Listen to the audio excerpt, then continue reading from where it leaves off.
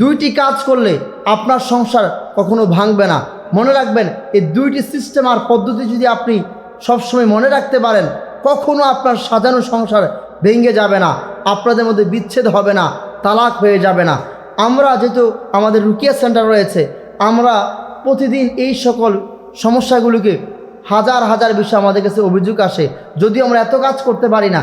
এই যে এত এত সমস্যা সারা বাংলাদেশে এত এত সমস্যা হচ্ছে, প্রত্যেকটা পরিবারে এখন শুধুমাত্র বিচ্ছেদ বিচ্ছেদ বিচ্ছেদ। এই যে বিচ্ছেদের একটা অবস্থা এত জায়গায়, আপনি যেখানে যান, যেখানে আগে আদালতগুলো আপনার চোর ডাকাত ছিনতাইকারীকে নিয়ে আপনার মামলা হ্যান্ডেল করত, এখন অ্যাডভোকেট উকিলরা আইনজীবীরা শুধুমাত্র এই বিচ্ছেদ, স্বামী স্ত্রী শুধু বিচ্ছেদ, এই কাজগুলো তারা করে। আমাকে কুমিল্লার অনেক অ্যাডভোকেটরাও এই বিষয়টা বলেছে যে হুজুর, আগে আমরা চোর ডাকাত খুনি বিভিন্ন বিষয় নিয়ে আমরা হ্যান্ডেল করতাম, কিন্তু এখন অবাক করা বিষয়, প্রত্যেক দিন আমাদেরকে এ সকল বিচ্ছেদ আর তালাকে কাজ করতে হয়। এই যে সমস্যাগুলো প্রত্যেকটা পরিবারে প্রত্যেকটা জায়গায় সমস্যা হচ্ছে, এই দুইটি পদ্ধতি মাথায় না রাখার কারণে, দুইটি সিস্টেম না জানার ফলে। আমি আপনাকে আমার কাজের অভিজ্ঞতা, আমার এলমের অভিজ্ঞতা, আমি যে এই রুকিয়া আমার যে সেন্টার রয়েছে, এত এত রুগী দেখি, সব জায়গার অভিজ্ঞতা থেকে আপনাকে দুইটি পরামর্শ দিচ্ছি, উপদেশ দিচ্ছি।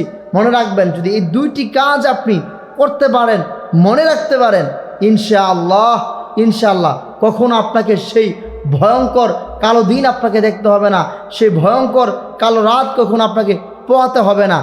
আপনার বউ ছাড়া, স্বামী ছাড়া অশান্তি, ঝগড়া, মারামারি, এই যে দৌড়াদৌড়ি যা কিছু রয়েছে, কখনো এমন দিন আসবে না আল্লাহ তাআলার মেহেরবানিতে। এক নাম্বার মনে রাখবেন, আপনার যখন স্বামী স্ত্রীর মধ্যে ঝগড়া হয়ে যাবে, একজন ঝগড়া করলে আরেকজন চুপ থাকবেন। যখন আপনার বউ ঝগড়া করবে, আপনার স্বামী তো চুপ থাকেন, চুপ থাকবেন। মনে রাখবেন, কথার নাম লতা, যত বলে তত বাড়ে। কথার নাম যত বলে তত বাড়বে। সে বলে আপনি বলেন, আপনি বলে সে বলে, এভাবে বলতে বলতে এক পর্যায়ে এক মারাত্মক পর্যায়ে চলে যায়, হঠাৎ করে একটু অন্যরকম হয়ে যায়। এই যে বিষয়গুলো, যখন একজন ঝগড়া করবে আপনি আরেকজন চুপ থাকবেন। স্বামী ঝগড়া করলে স্ত্রী চুপ থাকবে, স্ত্রী ঝগড়া করলে স্বামী চুপ থাকবে। দুজন থেকে একজন যদি এ চুপ থাকার অভ্যাস করতে পারে, ইনশাআল্লাহ এ সংসার সুখী। ইমাম আহমদ ইবনে হাম্বল রাহিমাহুল্লাহ জগৎ বিখ্যাত একজন আলেম ছিলেন। তাকে একদিন এক লোক প্রশ্ন করলো, হুজুর আমার একটা প্রশ্ন আপনার কাছে। বলে হ্যাঁ বলো। বলে হুজুর, আমার জানার ইচ্ছা, আমার বউয়ের সাথে আমার সবসময় ঝগড়া হয়, তো আপনি কি আপনার বউয়ের সাথে ঝগড়া হয় না? তার চেয়ে বেশি হয়। কী বলেন হুজুর, তাহলে আমার মধ্যে আর আপনার মধ্যে পার্থক্য কী? তবে শোনো, আমার বউয়ের সাথে যখন আমার ঝগড়া হয়, আমাদের মধ্যে একটা চুক্তি আছে। আমরা দুজন মিলে একটা চুক্তি করছি যে আমি যখন ঝগড়া করব তখন তুমি চুপ থাকবা, আর তুমি যখন ঝগড়া করবা আমি চুপ থাকবো। এই যে মজার বিষয়টা, আপনি আপনার বউয়ের সাথে চুক্তি করবেন। আপনারা আমাদের যে সকল বোনেরা ভিডিওটা দেখছেন তাদেরকে বলছি, আপনি আপনার স্বামীর সাথে চুক্তি করবেন। যখন আপনি ঝগড়া করবেন সে চুপ থাকবে, আবার সে ঝগড়া করলে আপনি চুপ থাকবেন। এই যে চুপ থাকাটা, তখন এই সুযোগটা শয়তান কাজে লাগাতে পারবে না।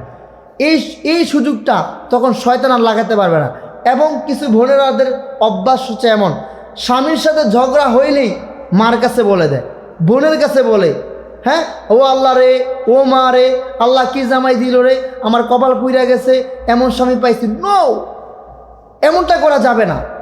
আবার অনেক পুরুষ আছে, কিছু একটা হইলেই সব বন্ধুদের কাছে বলে দেয়, সবার কাছে বলে বেড়ায়। নো, আমার ফ্যামিলির ভালো থাকা, ভালো খাওয়া, আমার ফ্যামিলির ঝগড়া, এটা অনলাইন পাবলিক হবে না, এটা অফলাইনে কেউ জানবে না।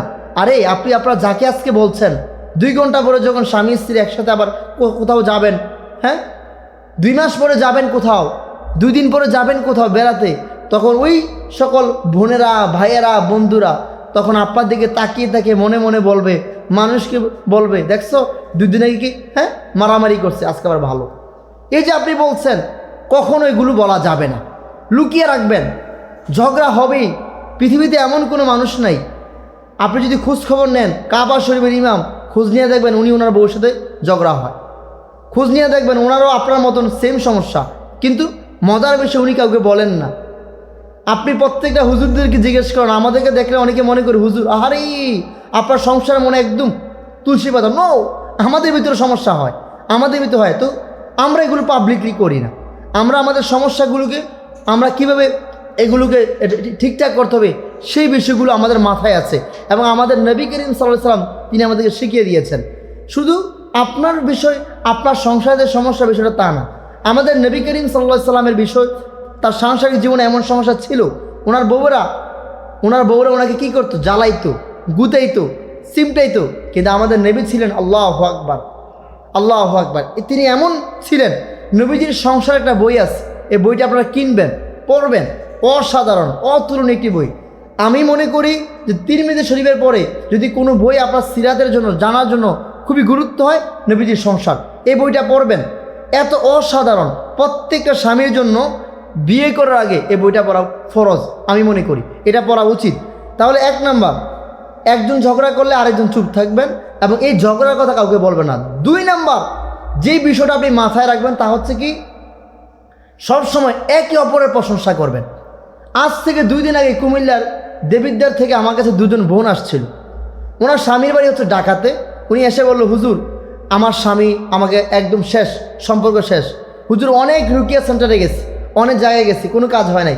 আপনার ভিডিও দীর্ঘদিন ধরেই দেখি, আপনি আমার কুমিল্লার মধ্যে খুব ভালো লাগছে। তো কুমিল্লার মানুষ উনি, আমি বললাম আচ্ছা বোন আপনার সমস্যাটা বলবেন, কেন আপনার মধ্যে সমস্যাটা হয়েছে? আপনার স্বামী আপনাকে অনেক ভালোবাসতো, আপনিও ভালোবাসতেন। উনি আমাকে মজার ছলে বললেন যে আমি আমার স্বামীকে 2টা কথা বলছি, মাত্র 2টি শব্দ উচ্চারণ করার কারণে আমার সংসারে ভেঙে গেছে। 1 বলছি তুমি হিজলা, 2 বলছি তুমি হচ্ছে কি খ্যাত, মানে দেখতে সুন্দর না, আনস্মার্ট। এই 2 কথা বলার কারণে সংসার ভেঙে গেছে। চিন্তা করেন, এই 2টা কথা বলার কারণে তার স্বামী কী পরিমাণ আঘাত পাইছে, কষ্ট পাইছে, যে স্বামী তার বউকে ছেড়ে দিয়েছে। লং টাইম একটা সংসারের জীবন, দীর্ঘদিন সংসার করার কারণে সংসার করছে, কিন্তু 2টি কথা এমন কষ্ট পাইছে যে কষ্ট পাওয়ার কারণে তার সে ভালোবাসার মানুষ এসে ছেড়ে দিয়েছে। এই যে 2টা কথা মারাত্মক। কখনো নিজের স্বামীকে এটা বলবেন না। স্বামী যারা আছেন বউকে বাজে আচরণ, বিহেভ এগুলো করবেন না। সবসময় একে অপরের কৃতজ্ঞতা আদায় করবেন, একে অপরের ভালো দিকগুলো নিয়ে আলোচনা করবেন, একে অপরের যে সকল পজিটিভ দিক আছে এগুলো নিয়ে আলোচনা করবেন। নেগেটিভ দিক নিয়ে আলোচনা করার দরকার নাই। আপনি আমার জন্য আল্লাহর নিয়ামত। আরে আপনি আপনার স্বামীকে বলেন নাই কথাটা যে আল্লাহর দেওয়া আপনি আমার বিশাল এক নিয়ামত। আমার জীবনে কি যেমন এক ভালো কাজ করছি বিয়ের আগে জানি না, যে আল্লাহ তাআলা আপনার মতো আমাকে একটা স্বামী দিছে। যেই বউ তার স্বামীকে এই কথাটা বলে, ওই স্বামী কোনোদিন তার বউর সাথে খারাপ আচরণ করতে পারে? কখনো না। যেই ওয়াইফ তার স্বামীকে এই কথাটা বলে যে আপনার চেহারার দিকে তাকালে আমার কলিজা শীতল হয়ে যায়, ঠান্ডা হয়ে যায়, আপনি আমার জন্য আল্লাহর দেওয়া বিশেষ এক নিয়ামত। আমি আল্লাহর কাছে দোয়া করি আল্লাহ যেন আমার মৃত্যুর আগ পর্যন্ত আপনাকে কোনোদিন আমার থেকে 1 বিন্দু পরিমাণ না সরে নিয়ে যায়, আলাদা না করে। আমি দোয়া করি যাতে আপনার আগে আমার মৃত্যু হয়। যেই ওয়াইফ তার স্বামীকে কথাগুলো বলে, আপনি বলেন তো, আপনার কাছে প্রশ্ন, ওই সংসার কোনোদিন ভাঙতে পারে? ওই সংসারে কোনোদিন বিচ্ছেদ হতে পারে? ওই সংসারে কোনোদিন ঝগড়া হতে পারে? কখনো না। কিন্তু আমি আর আপনি কি করি? দুনিয়ার সব জায়গায় রোমান্টিক থাকি, দুনিয়ার সব জায়গায় ভালো থাকি, সাংসারিক জীবন আসলে শেষ। এই যে সমস্যাগুলো, স্বামী যারা আছেন নিজের ওয়াইফের প্রশংসা করেন, গুণগান গান, তার ভালো দিকগুলো নিয়ে আলোচনা করেন, যে দেখো তুমি দেখতে আল্লাহ আলহামদুলিল্লাহ।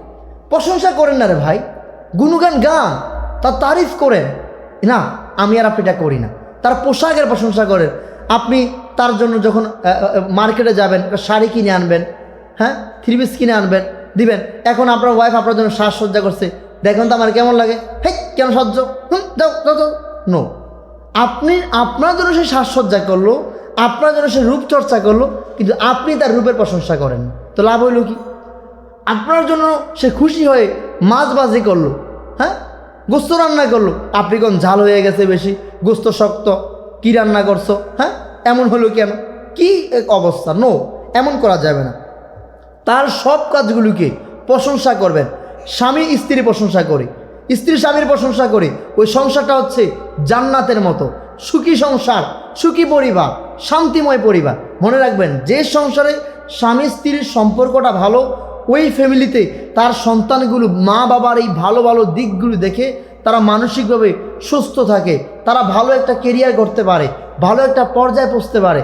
যে সংসারে বাবা মা স্বামী স্ত্রী সারাদিন একে অপরের দোষ দেয়, মারামারি করে, ঝগড়া করে, হানাহানি, কোবাকুবি, যা আছে সব করে ওই সংসারের সন্তানরা কোনোদিন ভালো কেরিয়ার করতে পারে না, ভালো পর্যায়ে যেতে পারে না, তাদের কোনো ভালো ফিউচার ভবিষ্যৎ থাকে না। সুতরাং এই দুইটি কাজ যতদিন আপনি মনে রাখবেন, যতদিন আপনি করবেন, ইনশাআল্লাহ আমি আপনাকে আমার অভিজ্ঞতা থেকে বলছি, আমার জ্ঞান থেকে আপনাকে বলছি, ইলম থেকে বলছি, কোনোদিন আপনার সংসার বিচ্ছেদ নামক এই কালো যে একটা তুফান আপনার জীবনে আসবে না। তাহলে মনে রাখবেন এই দুইটি কাজ। আবার আমি বলছি, একজন ঝগড়া করলে আরেকজন চুপ থাকবেন, চুক্তি করে নেবেন। এই ঝগড়ার কথা কাউকে বলবেন না। 2, একে অপরের কৃতজ্ঞতা আদায় করবেন, ভালো দিকগুলো নিয়ে আলোচনা করবেন, অর্থাৎ প্রশংসা করবেন। এই দুইটি কাজ করলে ইনশাআল্লাহ আপনার জীবনটা হবে সুখী সংসার এবং দুনিয়ার সবচেয়ে ভালো একটা সংসার। আপনার সংসার দেখে হাজারো মানুষ আফসোস করবে, ইস যদি আমার এমন একটা সংসার হতো। যদি এমন সংসার গড়তে চান এই দুইটি কাজ কখনো ছাড়বেন না।